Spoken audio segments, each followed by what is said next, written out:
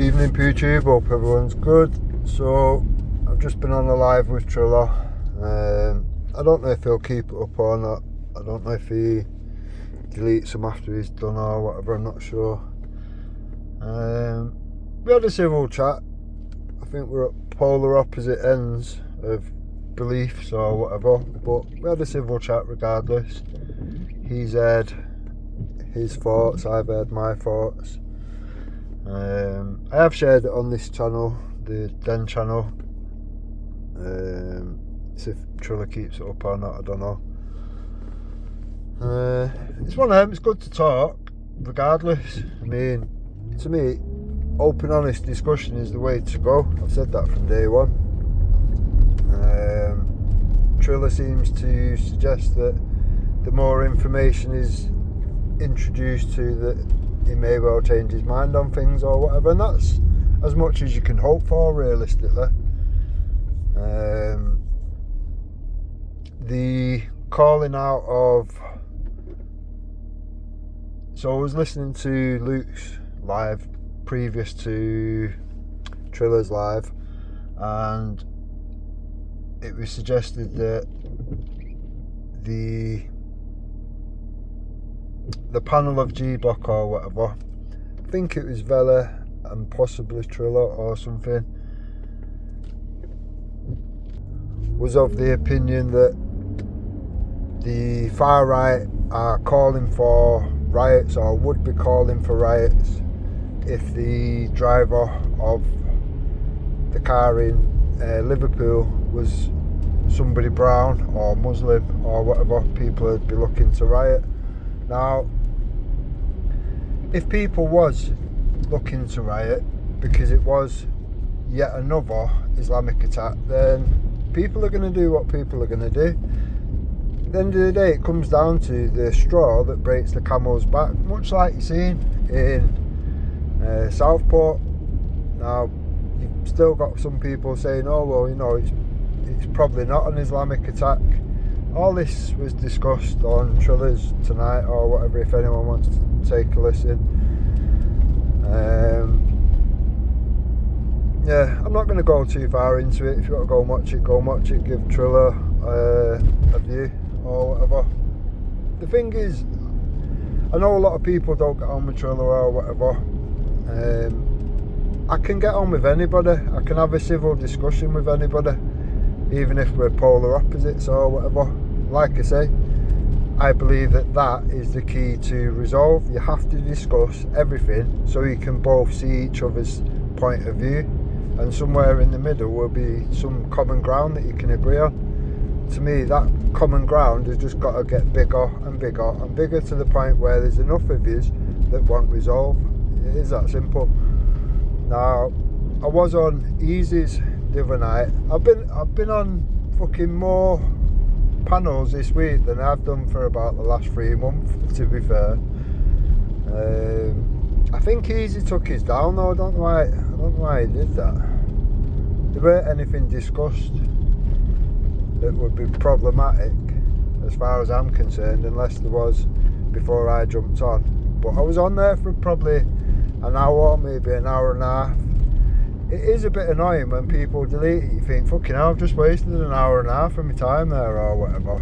You know, unless somebody's up at fucking daft o'clock or whatever, which there's a lot of people that are not, then it just doesn't get seen, does it? And at that point, it is a bit of a waste of time.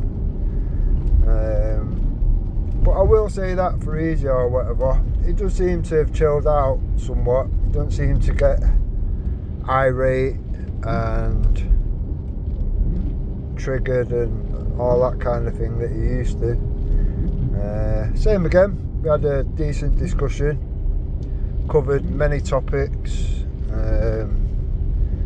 went over quite a few questions and stuff like that and whatever, opinions of what's going on and recent fucking goings on, etc.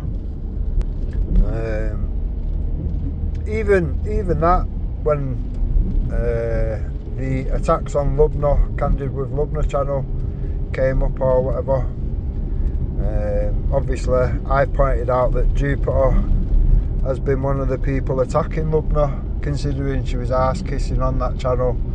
Oh, we support you, blah blah blah, I've sent people over to your channel and all this great work that you do and all that.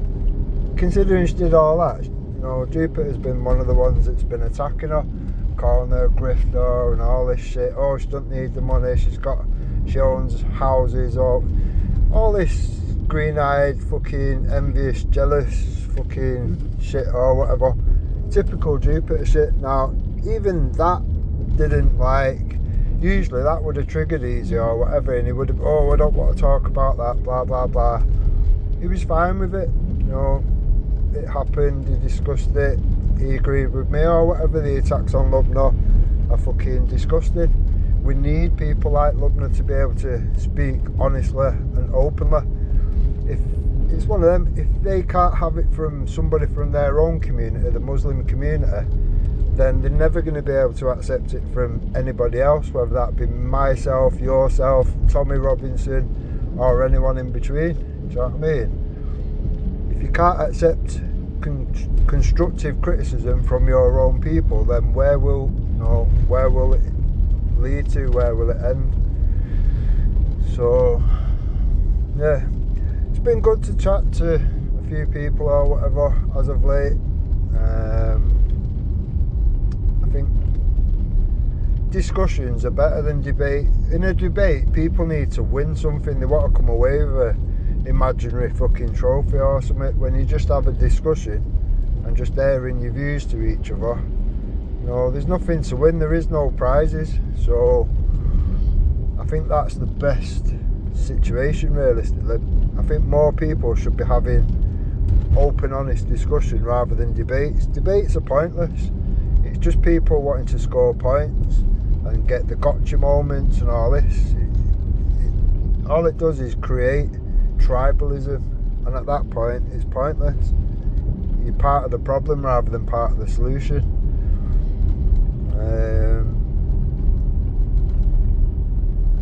I think that DJ H said that he'd invited me on for a discussion or a debate or some shit or whatever.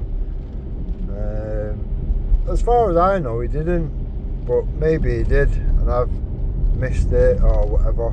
Sometimes I'm multitasking when I'm doing stuff or whatever. If I'm listening to something, I'm not always catching the comments if I'm multitasking. So maybe he did, maybe he didn't. I would have a discussion with him. There's no point having a debate for the obvious reasons that I've just said or whatever, but I'd happily have a discussion with him. To be Honest, I think people from the left, they're just full of fucking emotions and fucking feelings, and there don't seem to be any common sense to their opinions or arguments or whatever. But yeah, I would quite happily have a discussion with anyone, to be honest. It's not really an issue. For me, I believe what I'm saying is common sense. You know what I mean? I don't think it's far left, far right. I don't think it's anything. I think it's just common sense approach to seeing problems and looking to resolve them problems rather than let the problems get worse.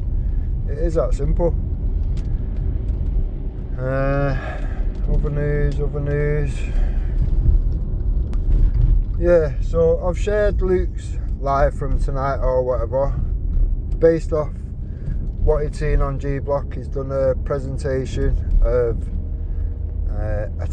Islamic attacks in this country and whatever, in chronological order, which was, do you know what I mean? It's pretty shocking when you look at it all back to back or whatever.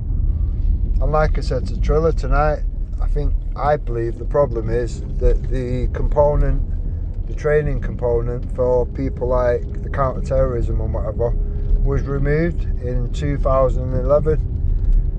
So they're no longer allowed to look into what drives the mind of a jihadi to commit acts of terrorism.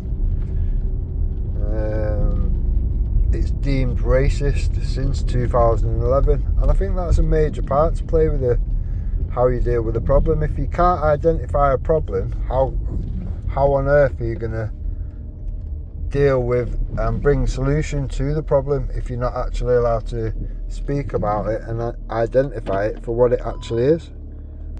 To me, it's common sense that you have to be able to identify a problem to then deal with the problem. If you can't do that, then I think the chances of dealing with it would be slim to none, if I'm honest. And that's why we're stuck in a situation where we just got a list of extremists that's getting longer and longer, and the people that commit the acts of terrorism, oh yeah, we knew about them, we just put them on a fucking list. At that point, we're paying for a very expensive list which just doesn't work.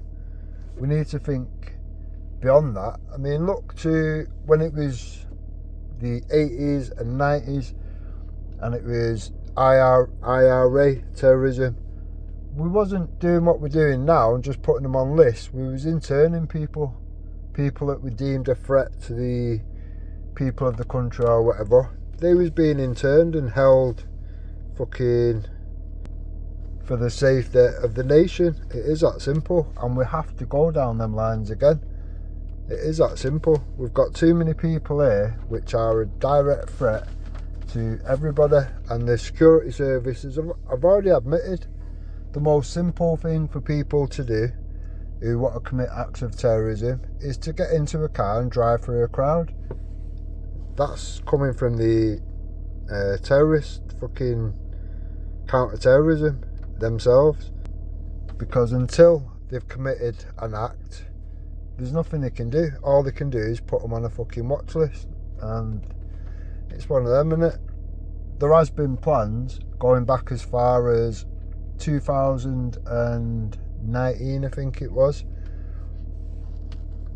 where hundreds of Muslims, they called it GTA or whatever, and are shown the evidence to the counter-terrorism and everything of people planning to drive through crowds and whatever, with multiple people doing it in multiple cars at the same time all over the country or whatever.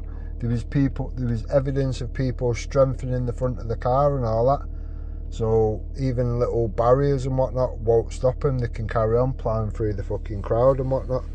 And I've shown all the evidence to the fucking counter-terrorism, and the red kind of fell off or whatever. They couldn't understand why they was in, why Muslims being in a music channel was a red flag in itself, and they didn't understand that music was haram and that would be a good place to hide and do what they was doing, and they was doing it openly. I was pretending to be a fucking Muslim or whatever and seeing what they was doing, recording and documenting everything. And when I've had police at my gaff for harassing fucking paedophiles or whatever, and coming with their racism and bullshit, all this nonsense that I've never fucking committed and I've never had an arrest for, I've shown them all this stuff. I've shown them because they need to know. And at the end of the day, they were shocked, and they literally couldn't get their head around the fucking way of thinking about it or whatever through the mind of a jihadi. And that's because that component was removed in 2011, and that was removed by Obama. I think that was the first thing that he changed once he got in power, and he was in power for 8 years. And while he was in power for 8 years, he dropped 100,000 bombs on Muslim countries or whatever, which caused absolute carnage and displacement of people. So I believe there is a bigger plan in place or whatever, and I've said it from day one. It's the governments that are causing most of the problems. The side effects are the immigrants that are coming here, the illegal immigrants that are coming here, and we're facilitating it by giving them everything they need to do that. If we was just being strict and saying, well, you know, you've come through illegally, you'll be on the next fucking boat out of here or whatever, We're certainly not paying for hotels. We're not giving you no free money. We're not even giving you a fucking tent. You shouldn't be here. You want to come here, you apply for a visa and you do it properly and you pay the fucking fees like everybody else. Now, I should have said that to Trilla tonight, really. When his parents come to this country to make a better life for themselves, you know, they would have had to jump through hoops. They would have had to pay fees and all sorts of stuff or whatever. If these people coming here can pay thousands of pounds to come on a rubber dinghy, chancing their lives, then they can afford to jump through a few hoops, the same as Trilla's parents would have had to do. The only reason you would go around that and go other routes, chancing your life and coming here as an illegal, to me is suspicious in itself. You would only look at it and think, well, you know, what's your past? Would you have not passed to come here legally? Are you a criminal in your country? Are you a murderer? Are you a rapist? Are you a part of some sort of Al-Qaeda fucking shit or whatever? And you know that you would get filtered out, and that's why you've come here illegally. To me, you would only come here illegally. It's one of them, innit? The first act that you've made, the first footstep into this country, you've committed a criminal act. What's the chances of somebody that's already been prepared to commit a criminal act to continue to do other criminal acts? And where does that stop? Considering the ideology that most of these people are fucking believe in and hold more dear to themselves than their children and family. People like Ghost, you know what I mean? He's not even from abroad. He was born in this country, but he holds Islam more important to himself, more important than his own mum, dad, grandparents, children. To me, that's an extremist mindset, and that's somebody that's born in this country. So I think we do have to scrutinise things. We do have to be very strict. We do have to put our own people's safety before everybody else's. And that, to me, I don't think is an extremist way of looking at things. I think it's a perfectly normal way of looking at things. Any country should look after its own people before the needs and wants. It's not even needs, a lot of it's just wants of other people coming here. And if they're coming here illegally, no, you shouldn't get no leeway whatsoever. You should get deported as soon as you come here. Them boats should be turned around before they even approach our shores. We've got the capabilities to do so, but we fail to do so. And at that point, the problem lies with the government. I believe that there's more people that blame the government for a lot of problems. That's where we should be uniting. That should be the common ground, where I believe around 80% of the population would agree on and would stand together on, or whatever. Everything else is just side effects from that. You can deal with the side effects once you deal with the problem. You have to deal with the root of the problem. There's no point doing your garden and just cutting the tops of the weeds off, because they'll just grow back. You have to get to the root of the problem. And it's the same with anything else. There's no point keep just cleaning up the mess that causes, is caused because of it. You have to deal with what's causing the mess, what's bringing the problems. And at that point, we can all agree on some shit. We have some common ground to work on. And if people are having open, honest discussion around all topics and whatever, you should, at one point, all be able to see each other's point of view and possibly change each other's mind on a few things or whatever along the way. The more things we can agree on, the better. We should be discussing the things that we can agree on more than the things that we may never agree on. What's the point in just keep going round and round and round, arguing about things that we're never going to agree on? There's no point. Now, for me personally, it just comes down to that. Our future generations, our children now and our future generations deserve us to be fucking, having these open, honest discussions.